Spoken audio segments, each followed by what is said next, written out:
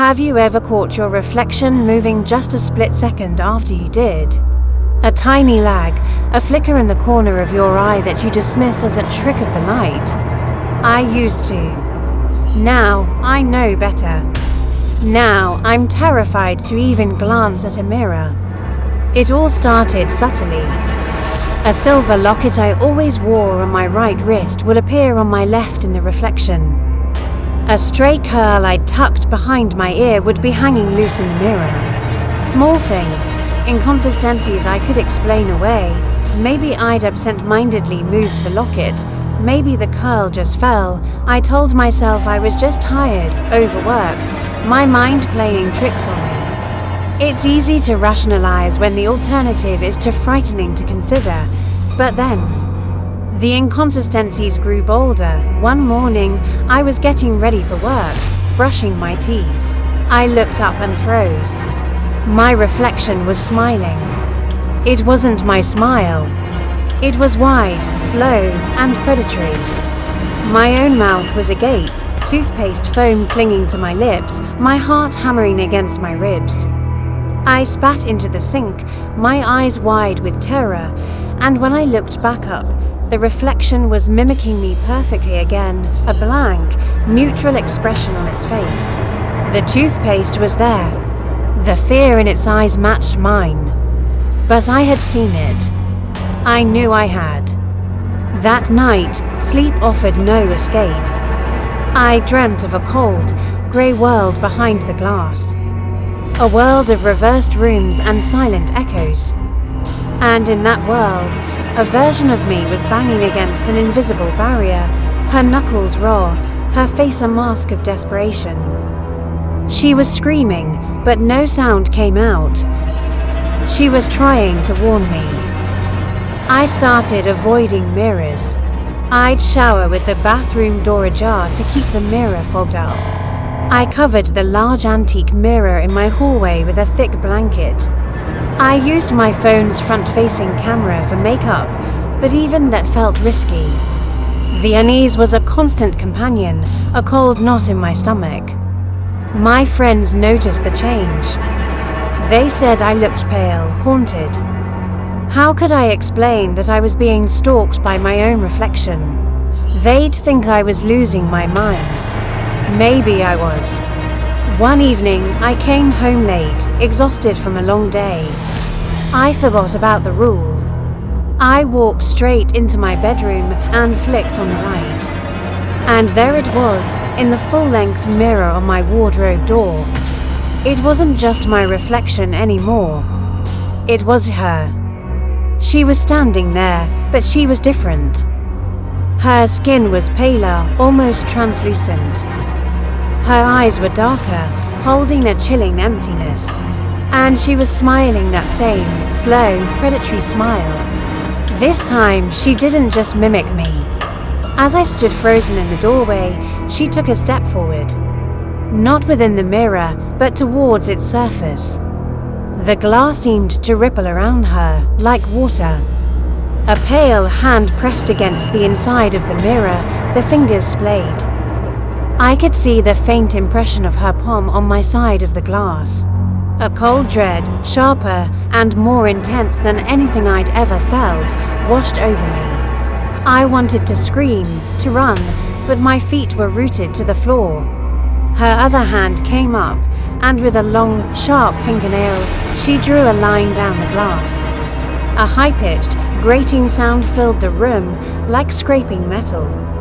A crack appeared in the mirror, spiderwebbing out from where her nail had touched it. A thin, dark line that wasn't there a second ago. Through the crack, the air felt colder. Over the next few days, more cracks appeared. Each time I dared to look, she was there, closer, more solid. The world behind her looked less like a reflection of my room and more like a decaying, shadowy version of it.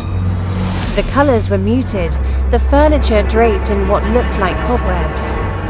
She would just stand there, watching me, her smile never wavering. Sometimes she would trace the cracks, her touch making them spread further. The mirror, my mirror, was breaking from the inside out. I tried to get rid of it.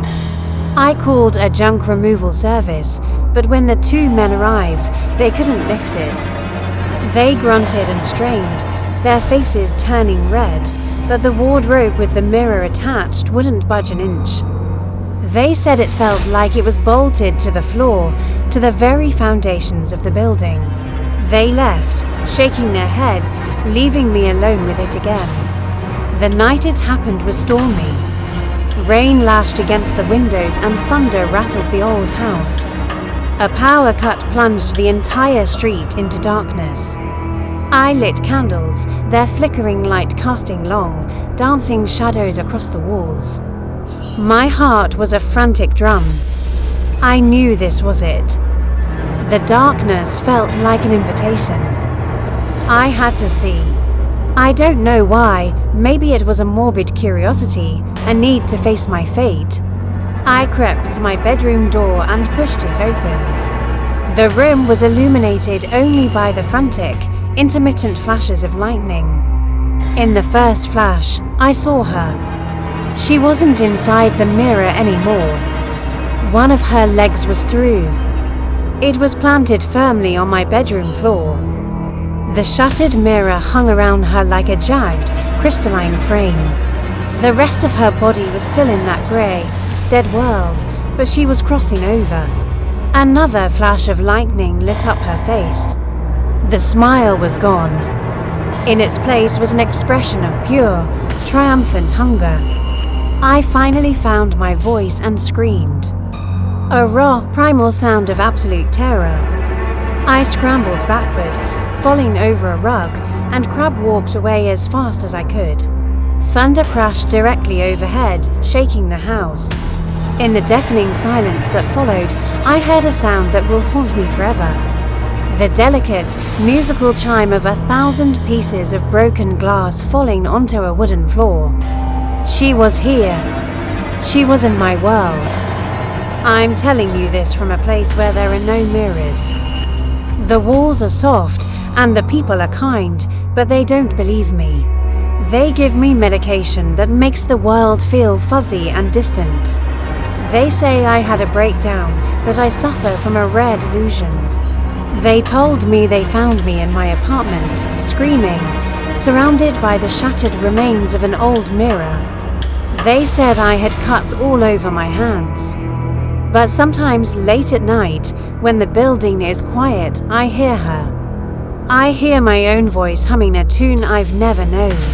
And yesterday, a new nurse started. She has kind eyes and a warm smile.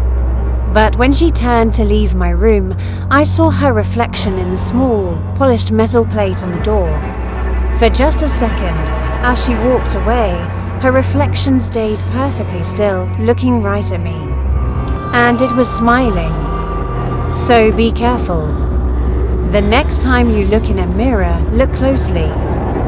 Make sure the person looking back is really you.